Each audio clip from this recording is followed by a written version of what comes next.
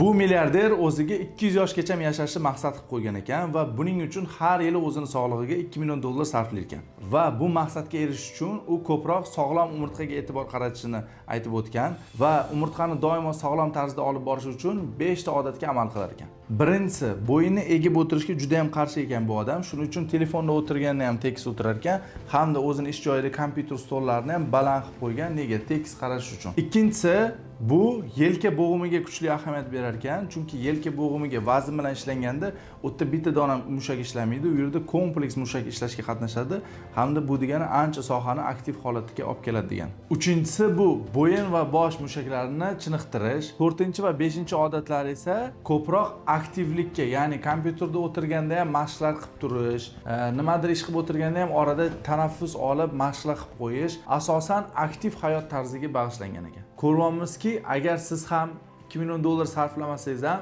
lekin o'zingizga aktiv hayot tarzini odat qilib qo'ysangiz, Xudo xohlasa umringiz uzoq bo'ladi.